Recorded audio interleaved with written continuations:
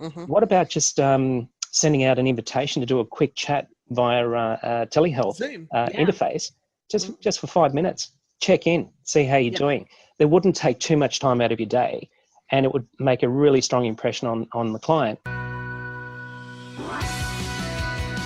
Welcome to the Private Practice Made Perfect podcast with me, Kathy Love. I'm a business coach who helps allied health professionals run powerful and profitable businesses in the disability sector.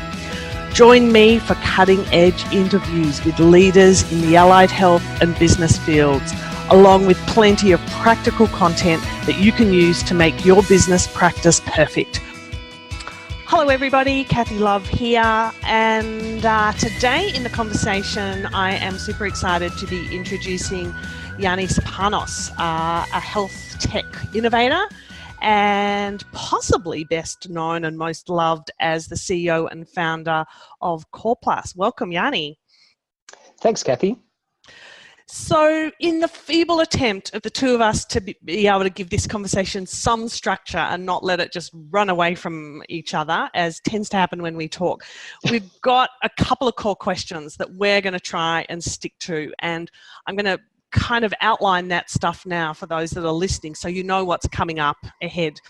We're going to talk about the digital healthcare experience.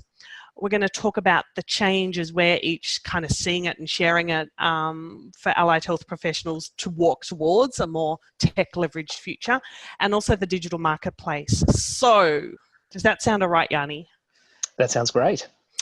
Take a moment, introduce yourself with a lot more magnificence than what I did a couple of seconds ago.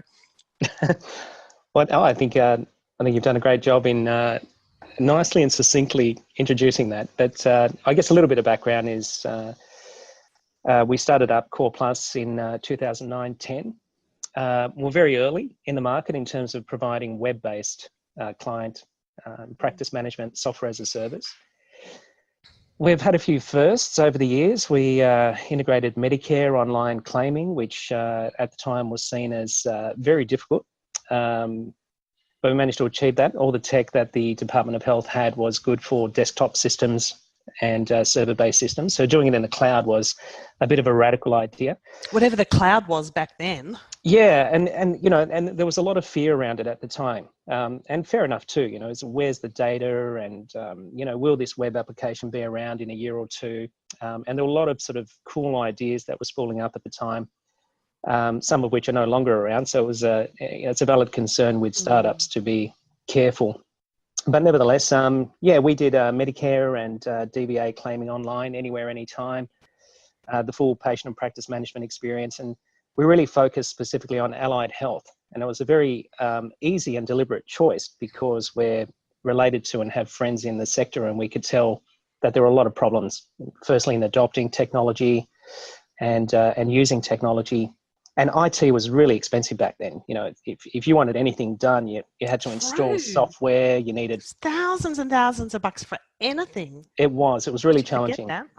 You had to get the IT guy involved, and firewalls and networks and all of these types of things. And backup servers. Yeah, it was a very difficult financial decision to make, even though most people would appreciate that software gives you a lot, but sometimes paying for it was a challenge. So coreplus addressed that day one, and since then we've been staying in touch with the regulations in Australia around privacy, around security, around communication between health practitioners, and we've continued to innovate in line with that. You know, we're very Australian focused. We don't market in any other territories. We're not interested in, you know, what's happening in other parts of the world, because there's just enough complexities in the Western world, in Australia, to look after healthcare practitioners. Yeah, plenty of challenges for you still to solve here in Oz. Absolutely. So that's a little bit about our origins, and it was a proverbial sort of garage startup that's now turned into a business that has 22 people involved and a very, very large network of diverse allied health practitioners. And you know, we just continue to stay focused on making sure we're making it as easy as possible to adopt, and also to connect with other systems that our customers want to be using, so that they can actually design their own system The story, I guess, in the brand is that the core in Core Plus means that you do need a central system. You do need something that's going to deal with the client interaction, with the clinical side, and the administrative side. But it may not be 100% of your needs. There are practices out there that are they want to market, they want to connect with different systems, and so the plus side of the business is how we actually achieve that. So, we're a core system for your health practice, but you're able to connect third-party products and interoperate. So the core plus something equals a bigger solution, and we're finding that that's really resonating with the customers. Let's have a little bit of a chat about interoperability. My word for 2018, thanks to you, because you just used it, and it's a really cool segue into this whole digital healthcare experience. What is interoperability? I can say it now quite calmly. No, I'm really impressed, Kathy. That's great. It's got two general meanings. For the technically minded, it's how systems connect with each other. There's standards and agreements on how data is exchanged between systems. So that's probably a simple way to understand that when you have, for example, we have an integration with accounting systems like Xero. So Xero is technically integrated with Core Plus, and so the Core Plus and the Xero systems are interoperating. But in a health context, it has a deeper meaning, which is that the data has to mean something, and it has to conform with what the recipient is expecting it to be and how useful it is to them in a clinical setting. So there's been an evolution in Australia, which is broadly termed digital health. And what that has worked on is making sure that the way the data is formatted, the way it's presented, the way it's documented, all has some kind of general agreement between the healthcare providers as to what it is. And so interoperability in digital health means more that we're exchanging meaningful information electronically between health practices. And there are a lot of standards in Australia that relate to that. And that's really the appropriate or a better way of understanding interoperability going forward. There's no point sort of sending you a PDF with my own shorthand annotations on there that mean a great deal to me, but when you read it, it means nothing to you, and we're apparently trying to look after the same client. So that's not going to work out really well. But if I have a document that is formatted in a way that you can read, you can interpret, you can understand the health information that's in there, then the client is going to have a better experience from both of our services. So that's interoperability, I think, in digital health context. And agreed language, and that's using the word language on every kind of level, that there's that toing and froing, and it's read and understood and safe and respected and all of that good stuff. Yeah, absolutely. It's got to be meaningful. It's the meaningful use of information that's shared between health providers, and the tech needs to be able to deal with privacy, with security, and with formatting, so that can happen at a human level, so that the human beings involved in the equation can actually do something useful with it. Yep. How would you describe the digital healthcare landscape and experience right now in Australia? Early days. It's there are a lot of different choices that health practitioners make when it comes to technology. And I think one of the positives is that at least they're making some choices. When we were starting up, there were a lot of people who were still using paper and paper diaries. There still are, Yianni. Just quietly. No one. Don't listen to that, people, but there still are. All right, I'm not going to sugarcoat it. There's some pretty poor practices in IT out there, and but having said that, change is slow, but it is happening. So digital health, it has a defined meaning in Australia. There's the regulators have a very specific definition for it, and it's very standards based, and there's a conformance in the tech that should be met, and Core Plus does meet that.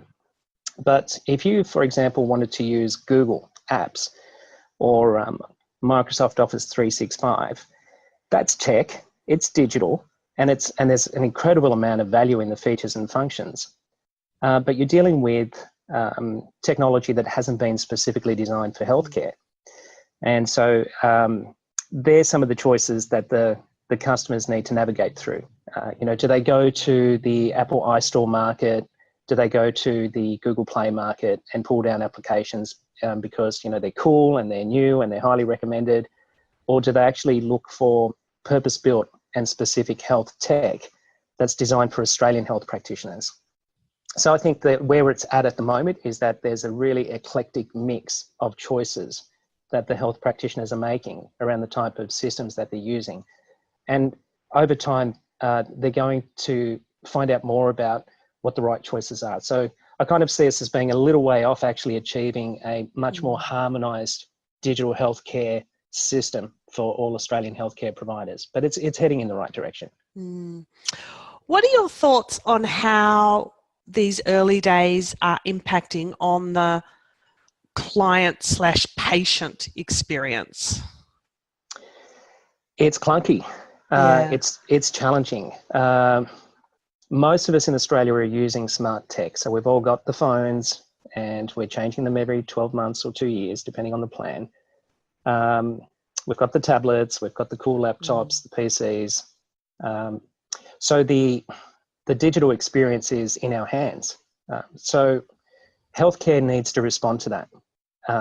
I think, anyway, we can continue to rely on the way we've always done things.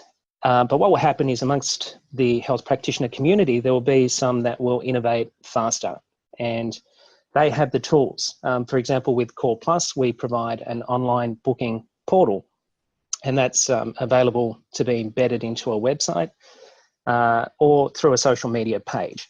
So that way you're extending your front door into the lives of your clients. 24/7. 24/7. So if they're sitting at home at 10 o'clock at night after the kids are in bed and they want to find you and actually make an appointment, they can do it at their convenience. So I think we need to start reimagining the healthcare experience to be not just the treatment, not just the appointment, but what happens before and what happens afterwards as well, so that we get what's called in the digital space engagement over a longer period of time. Based on what you're hearing and seeing, what are great examples of the complete customer experience, the before, during and after? There are not a lot that we're seeing that have really tied together the full digital health experience. It is an emerging idea. But around coreplus, we do have some applications that are starting to put some pretty good stuff into play. For example, coreplus interoperates with products like PhysiTrack. So as a physical therapy practitioner who wants to prescribe exercises, for example, that can now be extended digitally out into the client's mobile and their web browser. And so once they leave the appointment with you, they're now engaging with the prescribed exercise plans that you've put in place. And that information is coming back into coreplus where relevant for your client notes and for your ongoing scheduling. So that's kind of an example of how we're starting to see that whole digital healthcare experience starting beyond the room approach. It's extending beyond the room. Yeah. So if you can imagine now, if I'm looking for a practitioner, I can now go to your website, I can click a book now button, I can go through your availability, I can select something that's convenient to me, and obviously convenient to you because you've advertised that slot. We make the time. I can come in and see you physically, or depending on the type of healthcare service, I can do a teleconsultation with you. At that point, you've compiled the information that you need to give me a guide as to what we should be doing next with each other, and that might be 6 appointments from now, there might be 8 appointments or 3. So now we're scheduling that, and that's being communicated to me digitally. I'm being reminded about it through SMSs and direct messaging, for example. And where I'm using other tools like telehealth tools or the exercise prescriptions or portals to interact with, that's all enhancing the overall experience that I'm getting. And that's something that we really advocate strongly for. And we're trying to navigate through the plethora of technical options out there, but make them safe clinically make them secure, and make them private and confidential in terms of the information that's being exchanged, so that it does fit into a digital healthcare model, not just a tech model. Yeah. The customer experience phrase is one that there's a good group of people listening to this conversation that will have heard me rabbit on about that over the years. Customer experience. And in that example you just gave, I think that there's some magic missing between the click of the online booking and walking in the door. And I believe that there can be a really lovely, timely, respectful introduction phase as well, so that you're really building engagement, that they like you, love you, trust you before you've even met. And that's going to help manage cancellations, punctuality issues, documents not being done, the shock and jolt stuff sometimes of therapy and conversations starting too hard, too quick because of time pressure and the desire to add value. And there's this whole phase between book and arrival that some of my clients are really working hard on that, which is just incredible to see, but really missed opportunity in there. That's my 2 bits worth. Oh, look, I think that's it's absolutely valid, and we're seeing it as well. Some of the things that we're trying to deal with is, take for example, digital marketing. It's a fairly mature industry now. Yeah. A lot of people have gone out and become Google certified. And, with the Google toolkit, you can apply those tools and that system to any type of business, any industry. But then you come into healthcare. And healthcare has advertising guidelines that AHPRA says, hey, you got to be careful. No testimonials, people. Yeah, no testimonials, and you've got to be careful about the type of techniques you're using in order to get somebody to come in and provide them a service. And so there's some pitfalls, and I think the digital marketers out there haven't really cottoned on that there's a massive opportunity to help healthcare practices to design better experiences in terms of that, from the research stage to the landing page stage to the book now to the come through to your clinic and what happens in between. So some of the things that I would suggest, and I'm working with a number of digital marketers at the moment to try and equip them with the tools to get better insights into the practice. But take, for example, if somebody's, let's say somebody's calling you and your reception answers it, how do you know whether the advertising you're doing has actually resulted in somebody being booked? You need some analytics, you need some more insights, and then you also need the wisdom to be able to refine your processes. So that's important. Then you have things, for example, like intake forms. When's the right time to present that to somebody who you're just meeting for the first time? Is it during the online booking experience? Because if you do, that might be too hard. In the digital marketing world, the more you try and get a customer to do through your website, the more likely it is they're going to drop off. They'll drop out, yeah. So the conventional wisdom is to do about as much information gathering as you need to help that person get to you efficiently without being annoyed. Calmly and confidently. About everything that you're putting forward. Excited to be there. Yeah, agree. So they're the things I think that we need to infuse or merge digital marketing thinking with health tech so that we can figure out an ethical and I guess a way of doing it with integrity, where somebody who's looking for healthcare services can find you and have a relatively good onboarding experience with you. And so that creates that wonderful first impression, and I think that's a really good energy to be then providing healthcare services with. And then the other end of it is the exit. And I'm often in conversation and I hear the word discharge and my heart just breaks a little bit and bits fall off. And that just screams to me of the medical model, which surely we're seeing in the rear vision mirror. Surely it's fading in the background, but obviously not quite. And so this notion that it doesn't have to end when it ends, that through conversation and agreement, there can be a plan, a pause plan, as I call it. There can be really cool, respectful, interesting, personal follow-up afterwards that's not necessarily salesy or uncomfortable. It can be that we're curious, how are you guys going? And that can be automated or personalized or not, or what have you. And often therapy, I'm doing air quotes, people listening, therapy ends with that last session and a discharge report, and that's it. And so the care and the everything else is just, finishing up way too early, I suspect, from what I hear. And from my business experience as well, we changed what we did, and it made a really, really nice difference to the exit phase, if you like. Yeah, well, I guess you could see it as a success in terms of, well, unless the client's dropping out before your prescribed care plan is complete, at which point, you know, they're missing out on the benefit of what you're trying to do for the client. But I think it needs to be thought about in the long run. You've got to build the relationship, and it's great if the client is now 100% and they're able to resume their life and normal activities. But I think this is a real opportunity for to understand digital healthcare, that with a tele health type capability, which we have some integrations with a number of products, that's a really great innovation opportunity where, let's say that somebody's been through your program and they've come out the other side and they're in a good place, and that's great.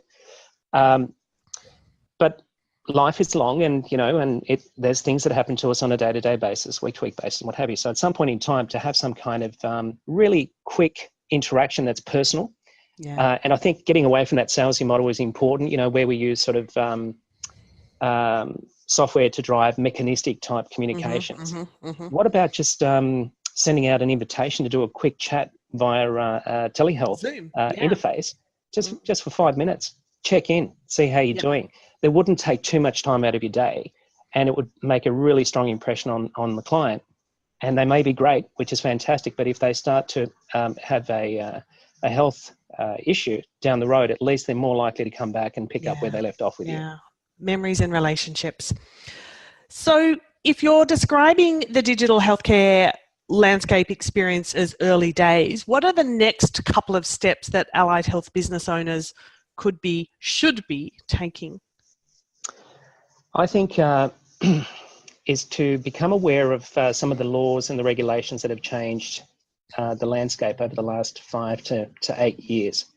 One of the most significant ones is the Privacy Act, of course, and it specifically names healthcare practitioners as a special category of businesses that need to comply. And there's some really good guidelines with the Privacy Commissioner's website on the type of things you could be doing. And we might try and find that link for the show notes. Sure, and it's one of those things that the privacy policy and the way that you're handling information is important. And it's not just important in terms of what happens in a clinical setting, but it's also important in terms of who has access to it. I've been blogging recently about data breaches and some of the statistics coming out of the industry. And human error, unfortunately, is the number one issue. And healthcare is the number one industry that's suffering from data breaches. And admittedly, the volumes aren't huge at the moment, but we only just started recording it as a nation. So we've got to get wise to that. We need to understand how to protect the privacy and the confidentiality of the person that we're treating. And then we have to write our processes and use systems that will actually assure us that we've got at least a foundation of privacy and security in there. The next part of it would be, and let's just get to that point. Let's choose a core system that's going to be good for us to hold our data in Australia, keep it private, have secure communication with other healthcare providers. And one example of that is that coreplus has built secure messaging communication channels with all the major GP systems. So that means that we have the largest network of GPs connected to our system to be able to receive referrals and to send reports back. So that's a really important part of it. Let's not use faxes. Let's not do emails. They're not secure. They're likely to get you into trouble. So I think that's a really good starting point, is choose a digital health ready system and then start to innovate off that. And the second stage will come, which will be, right, what systems am I going to add on? What am I going to integrate with? And this is really important because sometimes it's not just software, it's also services. So we're seeing, for example, how useful and valuable it is to be working with virtual assistants, for example. But the type of logins that a virtual assistant has could potentially be an inadvertent breach. Yeah. So one example would be if I'm answering calls on your behalf and I've gone into your client's record in order to make a booking, and it turns out that I know that person and I've got some sort of social connection with them and they're dealing with something quite private in relation to their healthcare. If that comes out in any way, it's going to land back on the health practice. So we need to be just getting to know the tools and understanding what happens with data when it's in my system or when it goes out of my system into another person's system. Who's got access to it? What are the rules or conditions or constraints that we can put in place to deal with that? That's a slightly more sophisticated look at the challenge of digital health going forward. But what I would say is start with a core system today and then slowly build out from there. Yeah, bit by bit. And so that begs the question of how do allied health businesses embrace change? That's well, time for wine. Yeah, I think it's in part what I'm observing is in part it's a little bit looking over the fence at each other and going, what are you doing over there? Okay, you've got some online bookings going. I think I should do that as well. Or I noticed that you're using a certain type of system. I think I should do that as well. I think that's to add into that, looking over the fence, they see that their colleagues aren't doing things, so that gives them permission to also not do things. Yeah, it cuts both ways. Yeah. I actually think that one of the best things that health practices could do is build the right, let's call it a team of advisors around them, mentors, coaches, people who have the experience to navigate through the various things, because it's not just software. We have rule changes like, the NDIS is changing things quite regularly. Department of Health changes things. The Privacy Commissioner has guidelines. You can't stay on top of all of this stuff as a business owner or a practice owner 24/7. There's a lot to get through. So just like we would say to our clients, hey, let's build a healthcare strategy around you or a team around you. I think the same, if you forgive the pun, but the same medicine could be prescribed to ourselves, which is let's get the business experts around us, or at least have some kind of access to business experts who truly understand what digital healthcare is and are able to actually guide the practice through it. Because it's not that hard, but there is risk in choosing the wrong types of systems or the wrong types of sharing of information techniques. So the advisors is where I think we should be going now, and trying to encourage the matching of advisors with health practices.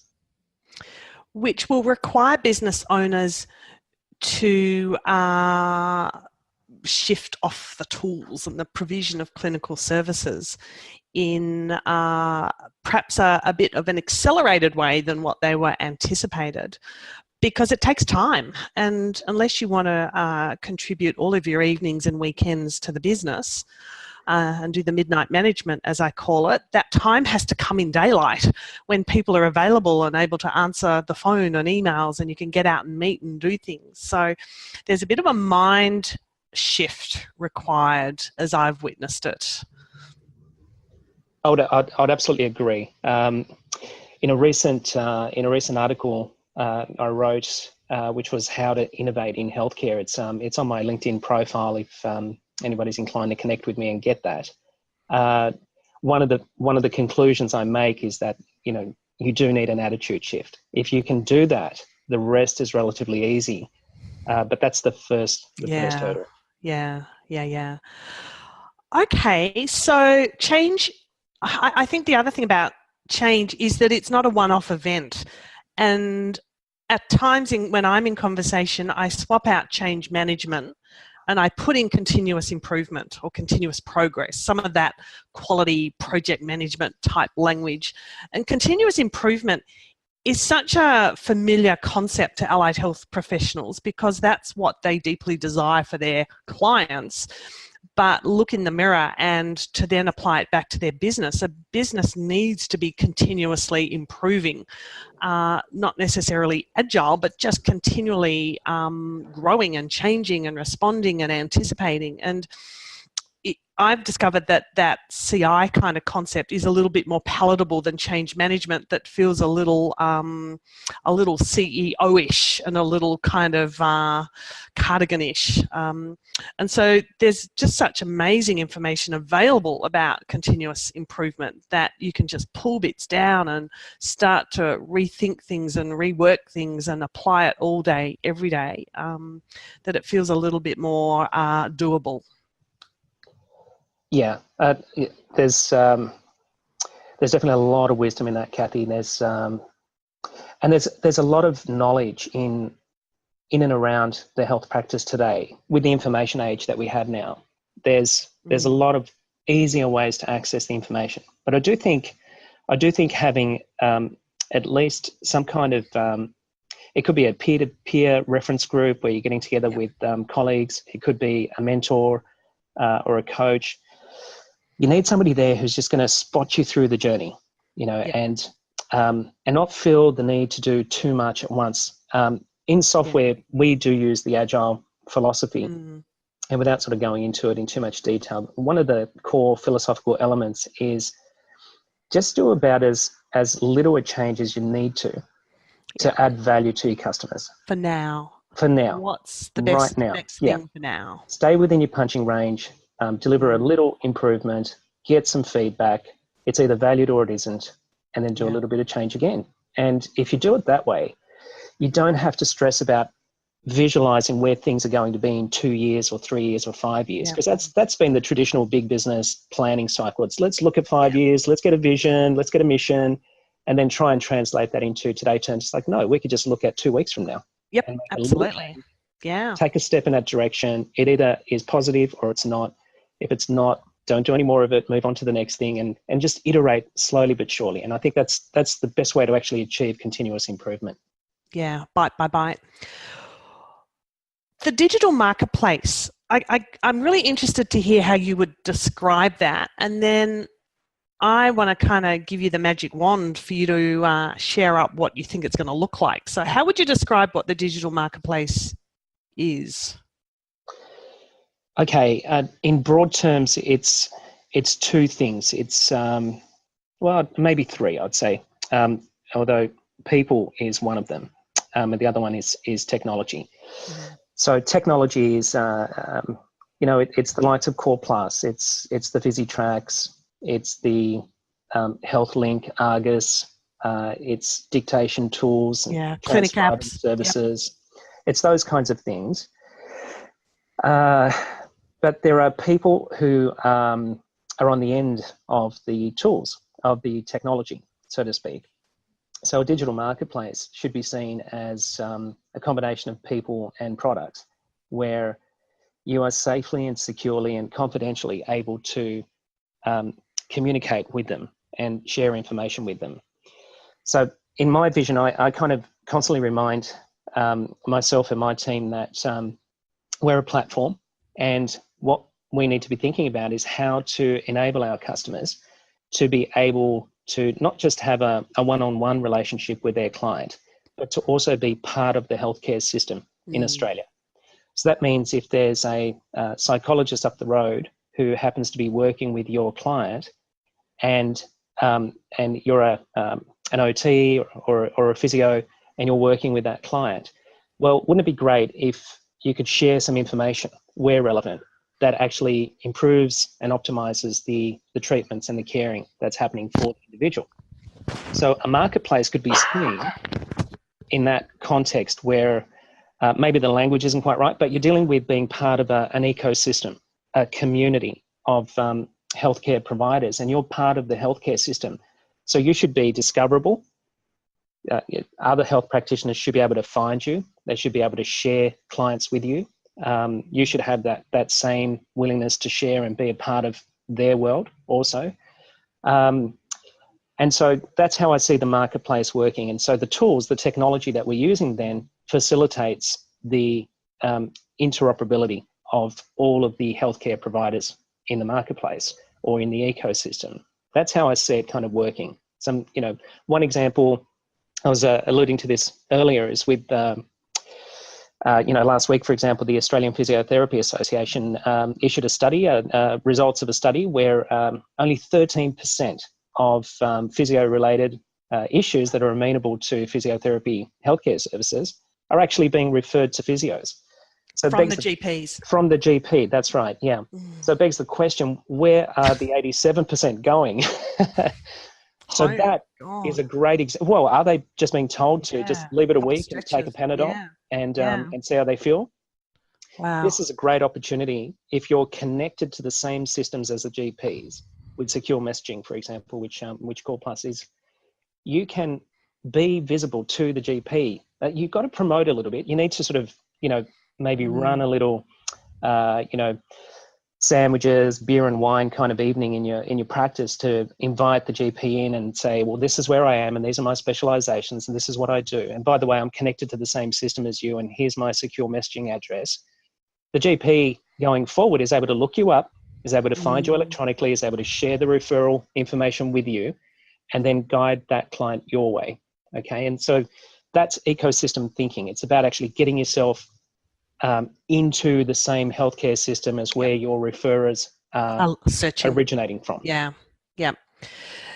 So GPs have committed to stopping faxes and letters. Is it all going to be digital? We're told that it is, but I could still imagine some, handheld letters still being circulated. There is a small percentage of GPs who probably will never take up technology. They're never pack up the fax.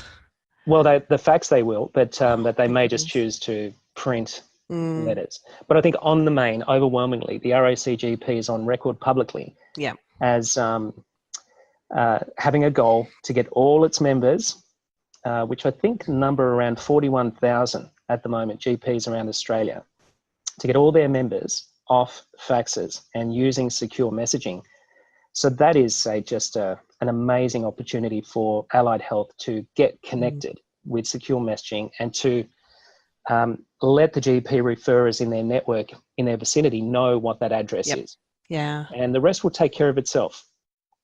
Yeah.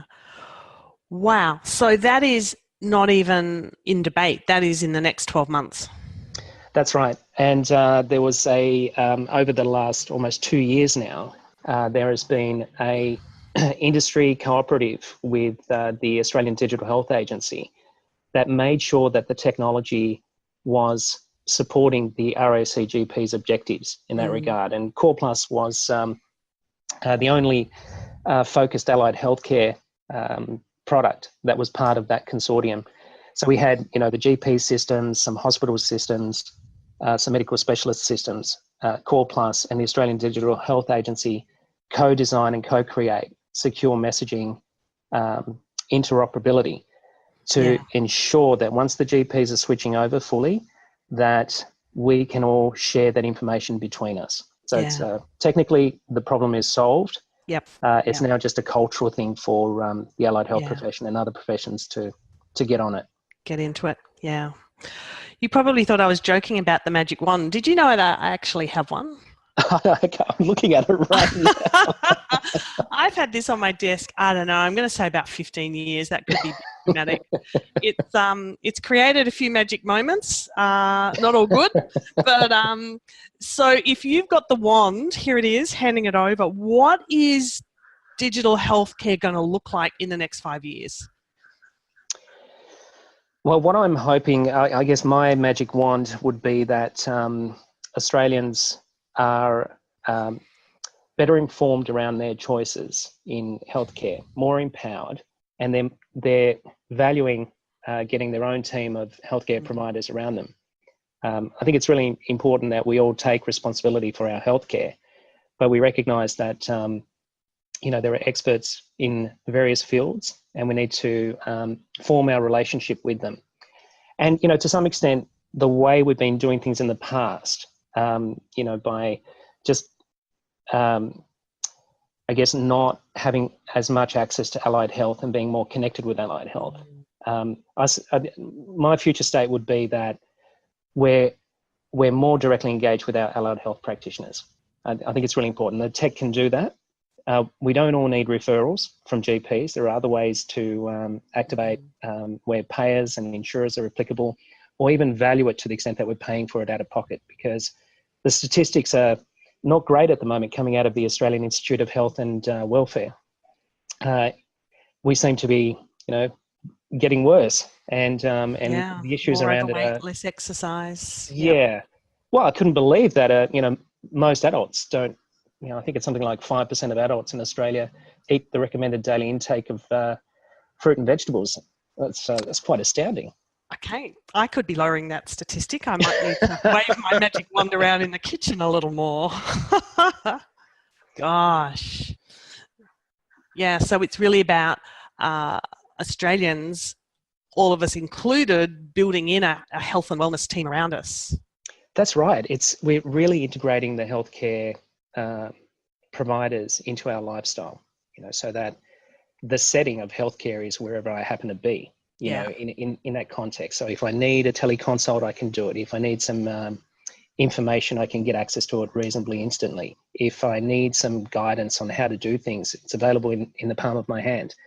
And I'm visiting health practitioners as needed in line with those kinds of plans that I'm responding to. I also think that there's a possibility to reimagine the business model of healthcare. And in the air. It could be a bit controversial, but this could be my first 2-hour podcast. Well, I'd love to try this if there are some innovative health practitioners out there. But I wonder whether we could actually introduce a subscription-styled healthcare service.